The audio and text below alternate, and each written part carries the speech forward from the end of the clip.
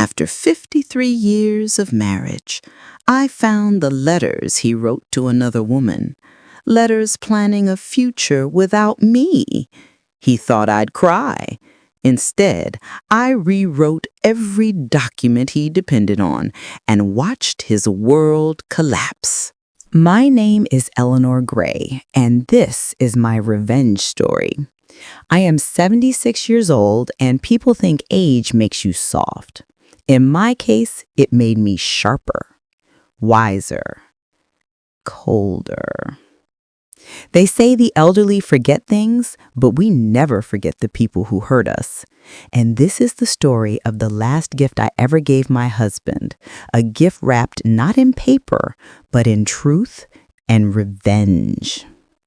When I married Richard Gray, I was 22 years old and painfully naive.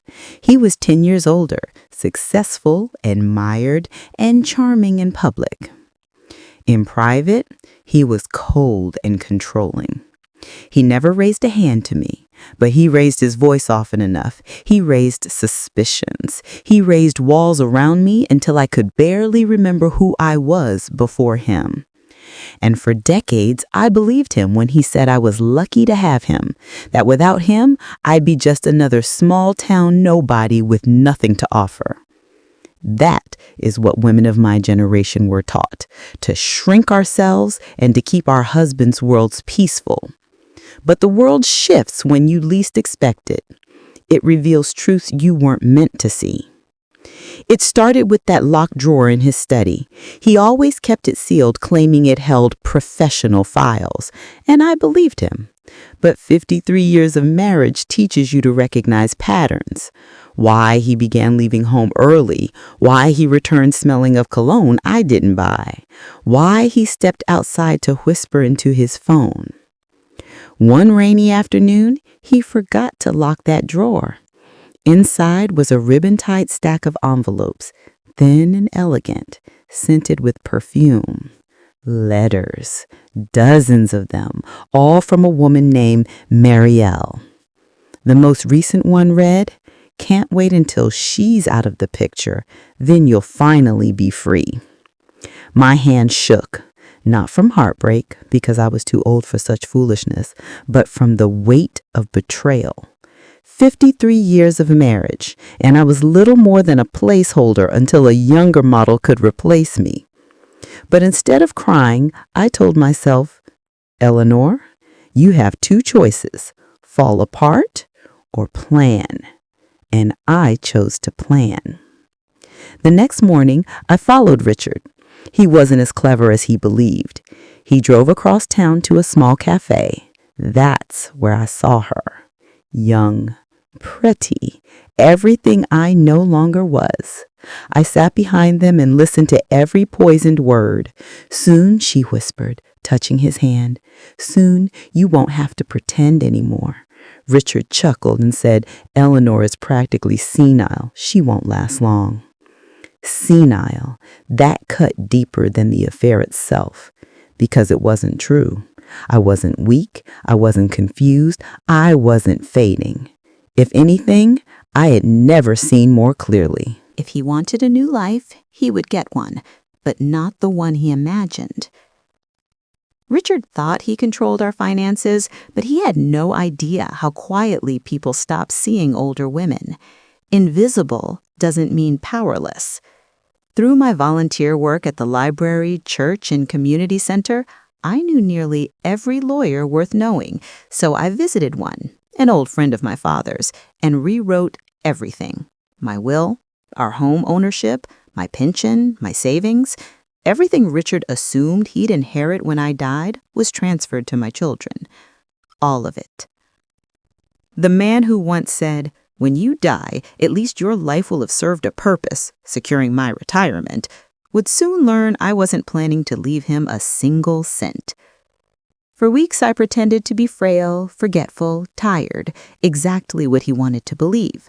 Then one Sunday morning, I cooked his favorite breakfast and placed it gently in front of him. He looked at me suspiciously, sensing something was wrong. "Why are you smiling?" he asked. "Because," I said softly, I finally understand." "Understand what?" he snapped. "That you never deserved me." He scoffed, accusing me of dramatics. I leaned down, kissed his forehead, and whispered, "Consider this breakfast the last gift I ever give you."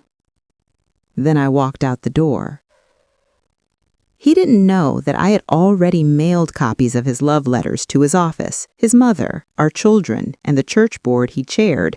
He didn't know I had spoken to Marielle and informed her, politely, how every asset was in my name. He didn't know she had dumped him the night before. He didn't know I had sealed every legal document locking him out of the life he planned to enjoy without me. 3 hours later, the calls began. His mother, the church, the office, our children, even Marielle. He shouted my name from upstairs, but I wasn't home. I was signing the final documents with my lawyer. When I returned, he sat on the couch looking like he'd been drained of life. "He ruined me," he whispered. "No, Richard, you ruined yourself. I just stopped cleaning up the mess." He moved out a week later. He tried everything, begging, threatening, crying, but it didn't matter. The world had already seen him for who he really was. He lost his position in the church, got suspended from his firm, and was shunned by nearly everyone he once impressed. Marielle blocked him. His mother called him a disgrace. Our children refused to speak to him. And financially, he had nothing. Everything he thought he owned was legally tied to me. 2 years later, he returned, a shadow of the man he once was. "Eleanor, please, I have nowhere left to go." For a moment, I pitied him, but pity isn't love, and forgiveness isn't foolishness. I stepped outside, closed the door behind me, and said, "I gave you a home for 53 years, and you burned it down with your own hands." "I'm sorry," he said. "I'm not, and that is why I survived you." I locked the door as he stood there in silence. I never saw him again. Today, I tend to my garden, drink tea with grandchildren, and watch the sun rise from the porch that is fully, legally mine. Sometimes I think of Richard, of the life he tried to take from me, of the woman he thought I was. Then I smile, because I am 76, strong, peaceful, and finally free. And he is nothing more than a footnote in my story of survival. People think revenge is loud, but it isn't. Revenge is quiet. Revenge is justice, delivered calmly. Revenge is living the years someone tried to steal from you.